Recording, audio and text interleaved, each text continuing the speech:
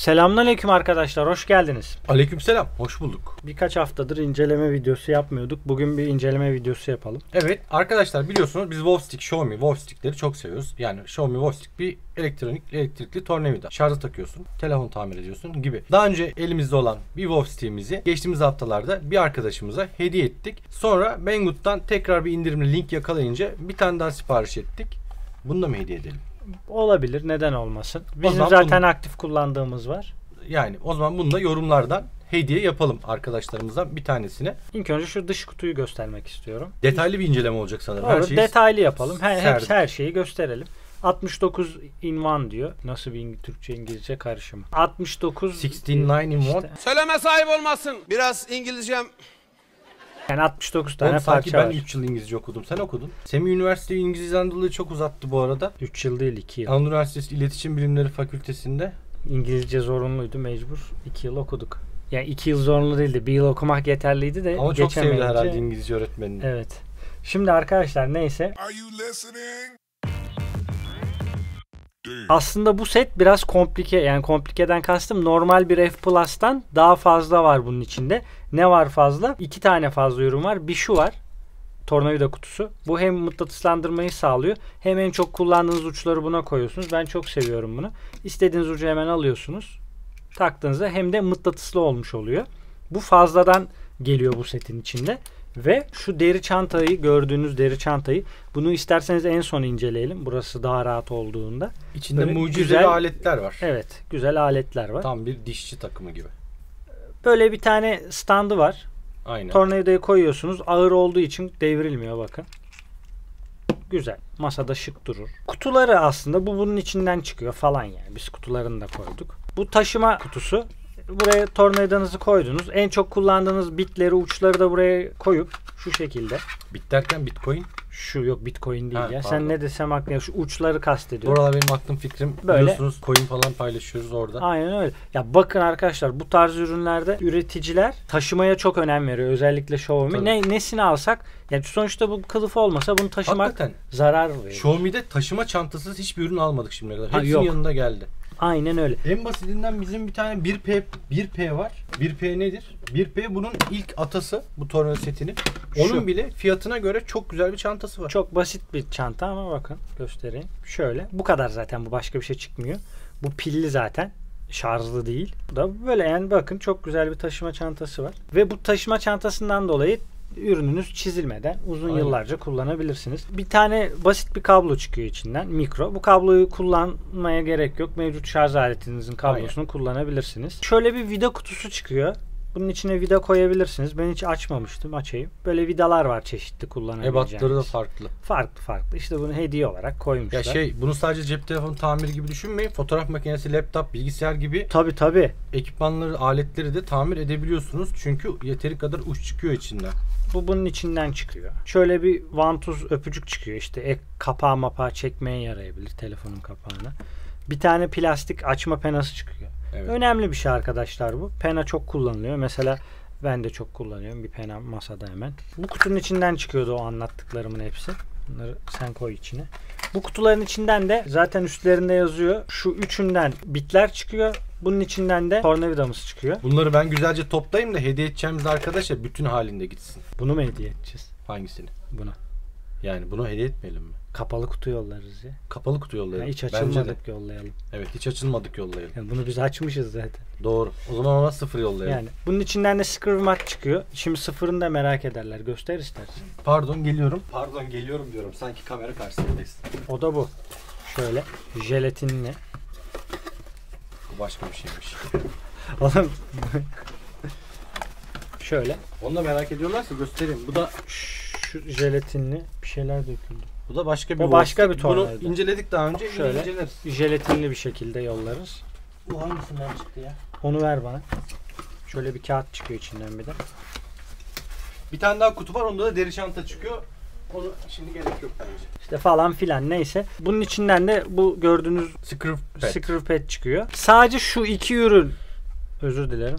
Şu iki ürün eğer bir F Plus alırsanız sadece gelmiyor. Bizim bu aldığımız biraz daha komplike bir ürün. Yalnız aşağı açıklama bölümüne Brave Plus'ın da linkini koyacağız. Bu deri çantalı setin de linkini koyacağız. Aralarında tam yanlış hatırlamayayım, 10 ile 20 dolar arasında bir fark olması lazım. O fark da bu çantadan kaynaklanıyor. Çanta sürprizli bir şey çünkü, göstereceğiz şimdi. Şimdi burada bakın o kadar çok uç var ki. Mesela birinci uç, ikinci uç, üçüncü uç. Burada uçun boyutları da yazıyor. Mesela PH000 işte modelleri. Şurada abim biraz önce demişti ya, sadece cep telefonu için düşünmeyin. Bakın mesela şöyle uzun uçlar var. En basitinden şu. Ya bir priz değiştirirken Bakın falan belki laptop. Bu sadece prizde olmaz, çarpılır. yok, bu metal pek prize sokmayın. Şunu demek istiyorum. Diyelim böyle çevirdiniz. Gücü yetmedi ya. Önemli değil. Elinizle çevirmeye devam edebilirsiniz Evet. bunu. Manuel olarak da kullanılabiliyor. Bu zaten taşıma parçaları çok güzel. Zaten Xiaomi çok işlevsel ürünler yapıyor. Şöyle geri koyalım yerine. Xiaomi seviyoruz. Telefonlarını pek sevmesem de Telefonları da yani iyi, ama fiyat yani performans telefonları böyle genelde. uçlar var. Önemli olan dediğimiz şu çanta. Deri bir çanta arkadaşlar. Gayet güzel. Ben de var bundan. Kullanıyorum aktif olarak. Bunun içinden çeşitli uçlar çıkıyor. Mesela şu şekilde metal açma penaları çıkıyor. Bunların uçları biraz kalın gelebilir size.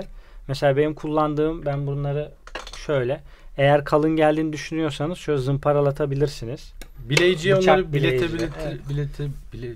bilet almaları lazım. Yani bir bileyici birine, bıçak bileyen Biletebilir. birine buraları taşlayabilirler. Evet. Mesela böyle cımbızlarınızın da uçları zamanla böyle bozuluyorsa, hemen gösteriyorum. Bu da bilgi olsun size. Buraları biletebilirsiniz. Biz ya bileyiciye yaptırıyoruz ya da bizde mini drill var. Onunla da yapıyoruz. Şöyle bir aparat var. Bu da uzun yerlere, uzun yerlere şöyle erişsin diye. Bunu elinizin buraya girmediği takıyorsunuz. yerlere. Bakın. Şöyle bir de kıvrıldığı için her yere rahat girebiliyor. Masaüstü bilgisayarın içinde iş yapar. Aynen öyle. Bir tane plastik açma penası var yine. İşte bir düz cımbız var. Bir tane yamuk cımbız var. Bir tane şöyle geniş uçlu cımbız var. Bir tane neymiş bu abi? Fırça, temizleme Fırça, fırçası işte gibi. temizleme fırçası. Muhtemelen statik elektrik toplamam güçten Aynen öyle. yapılmış. Şöyle bir tane aparat var. Bakın. Bu aparat çok güzel. Tabletleri falan açarken rahat Evet. oluyor. Bende yaklaşık 5 yıldır var. Şu aynısı bakın. Yani biz kullanmadığımız ürünleri göstermiyoruz. Hatta bakın ne kadar yıpranmış benimki. Kullana Evet. kullana. Bu da tamam. Şimdi şuradan da arkadaşlar böyle hem göz gibi bir şey, bir tane Ne o? bu ne lan? Bu ne böyle? Statik elektrik bileklik bant işte Biz falan. sevmiyoruz, kullanmıyoruz. Ben da. kullanmıyorum. Şöyle de uçlar var arkadaşlar. Bunlar da lokma ucu gibi bazı somunlu yerleri açmak için. Çünkü bu tarz uçlar Wolfstein içinde çıkmıyor. Evet, çıkmıyor. Yani yanılmayın, lokma takımı gibi olan da uçlar, arayan göster. uçlar bu deri çantalı sette çıkıyor. Bu da statik bileklik, göstereyim şu şekilde.